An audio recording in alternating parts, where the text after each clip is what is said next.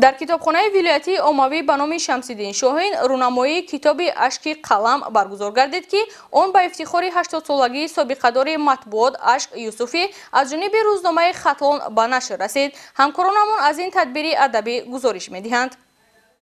در رونمایی مجموعه اشک قلم که با ابتکار روزنامه خطلان در کتابخانه ولایتی عمومی به نام شمس‌الدین شاهین شهر بختر دایر گردید، استادان سخن، زیاییان و اهل علم و ادب جمع آمده این مژده فرهنگی را فال نیک ارزیابی نمودند. طور گفته شد مجموعه اشک قلم از 3 فصل عبارت بوده، در آن دایر به حیات و فعالیت ایجادی مؤلف، بهترین موادهای امیرعلی زاده اشک اشهرعلی یوسفی و عکس‌های خاطرمان او از لحظه‌های گوناگون کار و زندگی به نشر رسیده است. تصمیم گرفتیم که یک مجموعه که خود استاد طول این سالها زحمت کشیده است روی چوب بیاریم. خب مجموعه رمزان نام اشک قلم رو گرفت که خود تخلص استاد اشک است و ما از همین خاطر نام کتاب رو اشک قلم موندیم. فصل یکم این کتاب نام دارد قلمم عمر جاودانی من است. همه اون موادایی که ما گلچین کردیم که استاد در طول فعالیتش در نشریه‌های گوناگون به تب رسانیده است اون جمع آوری کردیم و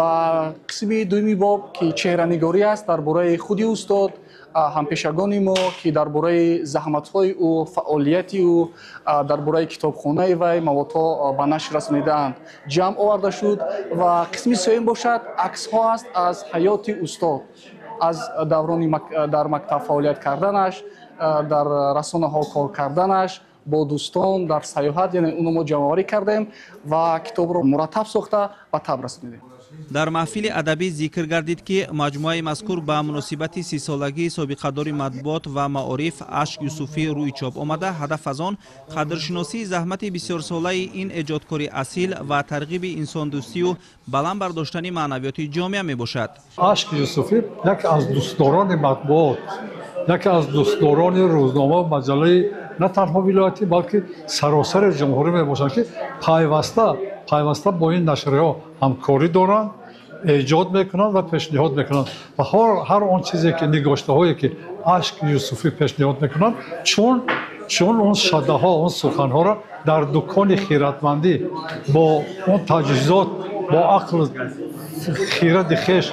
سفته میکنند و پیشکش خوانندگان میکنند که هر یک نگاشته او هر یک بسیار کوتاه هم باشد دلنشین و سازنده است. اشتراکچیان محفل ابراز داشتند که اشک یوسفی نه تنها قلمکش صاحب نظر بلکه تا زمانی به نفقه برآمدنش معلم هم بود. محبت به ایجاد و مطالعه او را به روزنامه نگاری برد. تأکید گردید که تمامی حیات اشک یوسفی نماد صداقت به کسب، وطندوستی و تلاش به علم و دانش اندوزی است. در حقیقت شخصی که از کتاب دور است از جهان دور است و شخصی که با کتابخانه انسان‌ها را هدایت می‌کند یا اینکه در خانه و بایگانی دارد یا کتابخانه دارد و تلقین می‌کند که ما برای خواندن این بهترین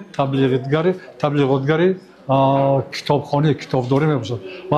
اشک یوسفی از زمره چون انسان‌هایی هستند که در تبلیغ کتابخانه و خوانندگان پیوسته مصلحت و دستور می‌دهند. مؤلف اشک قلم این پدیده معنوی را الهام بخش نامیده علاقه‌مندان صنعت سخن را به مطالعه روزنامه و مجله‌ها و اثرهای علمی و بدیعی که در رشد تفکر هر شخص منفعت بخش است دعوت نمود.